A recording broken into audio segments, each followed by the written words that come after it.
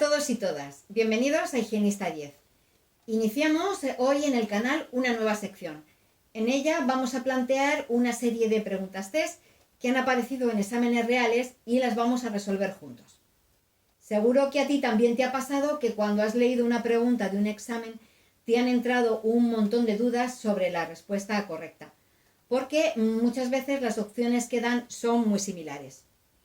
En otras ocasiones tenemos el tema cogido con alfileres porque no lo hemos podido estudiar en profundidad y está bien saber ciertos trucos que esconden algunas preguntas que nos pueden ayudar a elegir la respuesta correcta.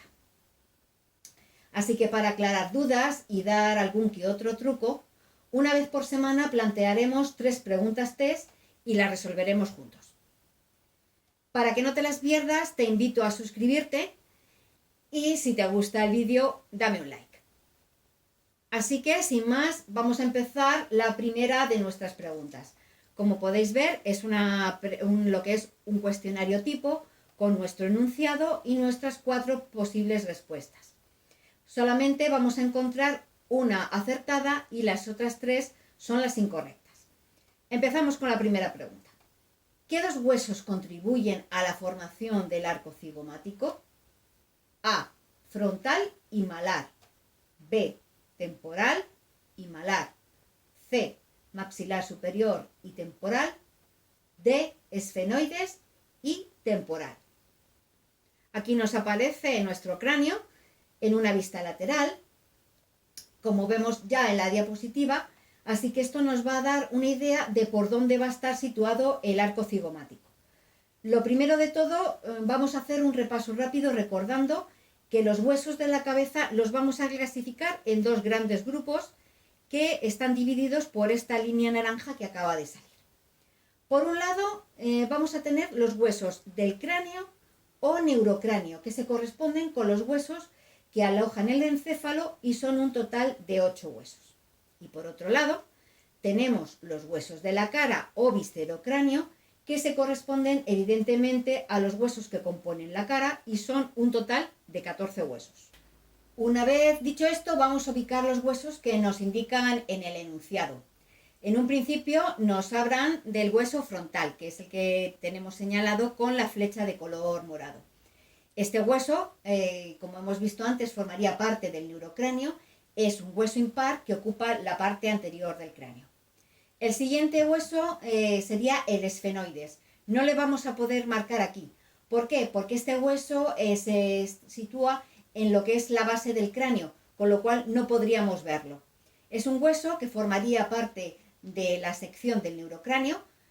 Es un hueso impar, como acabamos de decir, está ubicado en la base del cráneo y por eso desde esta vista lateral que tenemos aquí no podemos verlo. Lo veríamos si tuviéramos una vista situada desde abajo. El siguiente hueso que nos aparece en nuestro enunciado sería el maxilar superior o también se denominaría maxila. Este hueso forma parte del grupo de los huesos del viscerocráneo, es un hueso par, está situado en el centro de la cara por debajo del frontal y del etmoides. Siguiente hueso. El siguiente hueso que está marcado con nuestra flecha de color verde es el hueso temporal, que forma también parte del neurocráneo. Es un hueso par, se sitúa en lo que sería la parte lateral inferior del cráneo. Entre las estructuras que presenta, la que nos interesa más para poder responder a esta pregunta es la apófisis cigomática, que la acabamos de ver marcada con esa línea horizontal de color verde. Esta apófisis cigomática se extiende hacia adelante, como podéis ver, articulándose con el proceso cigomático del hueso malar que vamos a ver ahora. Como veis, más o menos ya nos estamos acercando a la respuesta de nuestra pregunta. Queda por último nuestro hueso cigomático o malar, se puede denominar de ambas formas, es el hueso que señalamos con la flecha de color rosa, y como vemos pertenece al grupo de los huesos del viscerocráneo. Este hueso también es un hueso par, está situado en la parte más externa de la cara y forma tanto el pómulo de la cara como podéis ver también parte de la órbita. Este es un hueso que tenemos que tener en cuenta que es muy prominente y actúa muchas veces de paragolpes en los accidentes y caídas. Por tanto, muchos golpes y caídas que se hacen de forma lateral es un hueso que sufre muchísimo y es muy propenso a tener fisuras y fracturas. Bueno, pues este hueso, nuestro hueso cigomático o malar, presenta un saliente que está marcado ahí por esa flechita rosa, lo que es una línea rosa que acaba de salir. Se llama proceso cigomático, que se une hacia atrás con la apófisis cigomática del hueso temporal que hemos visto antes. Tenemos una línea verde que se corresponde a la apófisis cigomática del hueso temporal que viene hacia adelante, mientras que tenemos ese saliente que se denomina proceso cigomático, que nos sale del hueso malar hacia atrás y se unen ambos salientes, tanto el proceso como la apófisis. Como podéis ver, ya tenemos nuestra respuesta a la pregunta, que sería la respuesta número B. Es decir, la pregunta era ¿qué dos huesos contribuyen a la formación del arco cigomático? Y por tanto serían el temporal y el hueso malar. Este arco cigomático, que lo vemos aquí marcado ya en color rojo, queda conformado, por tanto, por un lado, por el proceso cigomático del hueso malar, que se articula con la apófisis cigomática del hueso temporal. Todo ello, ambas dos estructuras, son lo que conforman el arco cigomático. Por tanto, repetimos, ¿qué dos huesos contribuyen a la formación del arco cigomático? Pues van a contribuir tanto el temporal como el hueso malar o cigomático. Pasamos ya a nuestra segunda pregunta. En este caso se corresponde con una estructura de la cavidad oral. En este caso nos preguntan lo siguiente. El frenillo lingual se extiende A, desde el suelo de la boca a la amígdala, B, desde el labio inferior hasta el vértice de la lengua, C, desde el suelo de la boca hasta la úvula, o D, desde el suelo de la boca hasta el vértice de la lengua. Bueno, pues en este caso la verdad es que esta es una de las preguntas facilitas que cuando la vemos en el examen nos dan una alegría. La respuesta correcta, evidentemente, es la D. El frenillo lingual se extiende desde el suelo de la boca hasta el vértice de la lengua. Evidentemente, no va del suelo de la boca a la amígdala, ni tampoco va del suelo de la boca hasta la úvula, y no va, evidentemente, desde el labio inferior hasta el vértice de la lengua. Esta estaba bastante clarita. En cuanto a lo que son las características principales de esta estructura anatómica, podemos decir que el frenillo lingual es una membrana mucosa que se sitúa debajo de la lengua en la parte media y que, como vemos ahí señalado, se extiende desde el suelo de la boca hasta el vértice de la lengua. ¿Cuál es la función principal? Pues es la de limitar parcialmente el movimiento de la lengua al mismo tiempo que une ciertas partes móviles de la boca. Hemos de señalar que la limitación de movimiento es simplemente parcial. Como sabéis, la lengua tiene muchísimo movimiento, pero lo que hace este frenillo es limitar parcialmente este movimiento de la lengua. Como curiosidad, pues en ciertas prácticas de yoga se corta este frenillo lingual para conseguir que la lengua llegue a la cavidad nasal. Personalmente, no me ve alcanzando la paz espiritual llevando la lengua hacia atrás, enrollando dentro de la boca y tocando la cavidad nasal por dentro. O sea, no sé si os lo podéis imaginar. Lo siento, pero yo personalmente no lo veo. No sé cómo lo veis vosotros. Bueno, vamos a volver al tema.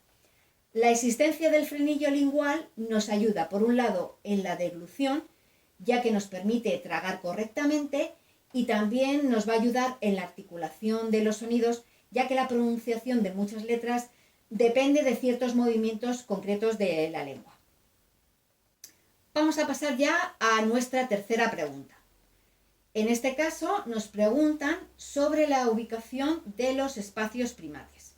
En concreto, la pregunta nos dice: los espacios de primate que aparecen en la dentición primaria, A, están situados entre los caninos y los primeros molares en el maxilar superior. B, en el maxilar inferior están ubicados entre los caninos y los primeros molares. C, en el maxilar inferior se localizan entre los caninos y los incisivos laterales. Y D, las respuestas A y C son correctas. Bueno, pues lo primero de todo, tenemos que responder a la pregunta ¿a qué llamamos espacios primates? Bueno, pues estos espacios primates son unos espacios fisiológicos normales de la dentición temporal y son muy importantes durante el cambio de dentición temporal a permanente, porque estos espacios permiten un margen para la correcta alineación de las arcadas dentarias durante la erupción de los dientes permanentes. Para simplificarlo un poco, los dientes definitivos son más grandes evidentemente que los temporales, así que el hecho de que haya unos espacios entre los dientes temporales deja más margen para que cuando salgan los definitivos tengan más espacio dentro de su arcada y se eviten los apiñamientos dentales. Y ahora pasamos a la cuestión importante para nuestra pregunta. ¿Dónde se sitúan? Pues se van a situar dependiendo de si hablamos del maxilar o de la mandíbula. En el maxilar los observamos entre los incisivos laterales y los caninos, como vemos ahí en el círculo de color verde. Mientras que en la mandíbula o maxilar inferior lo vamos a situar entre los caninos y primeros molares, como lo vemos ahí señalado en color azul. Por tanto, ya tenemos la respuesta correcta, que es nuestra respuesta número B, en la que nos decía que en el maxilar inferior están ubicados estos espacios primates entre los caninos y los primeros molares. Siempre tenemos que tener en cuenta que muchos padres acuden a la consulta un poco preocupados cuando ven a sus niños con estos pequeños diastemas, se preocupan pensando que esto es un problema del niño, pero hay que darles una respuesta así tranquilizadora y que sepan que incluso el hecho de que el niño tenga estos pequeños espacios pues va a ser beneficioso a la hora de la erupción de los dientes permanentes. Pues bien, hasta aquí nuestras 3 preguntas de hoy. Dime en comentarios si te han sido fáciles, difíciles o si ya las tenías muy claras desde el principio. También estaría bien que me comentases qué preguntas de exámenes que hayas hecho te han resultado más difíciles. Y de todas formas, te insisto muchísimo en que no te pierdas las próximas preguntas test comentadas. Suscríbete y dale a la campana de notificaciones para que no te las pierdas. Y también dame un like si te ha gustado este vídeo. Hasta la próxima.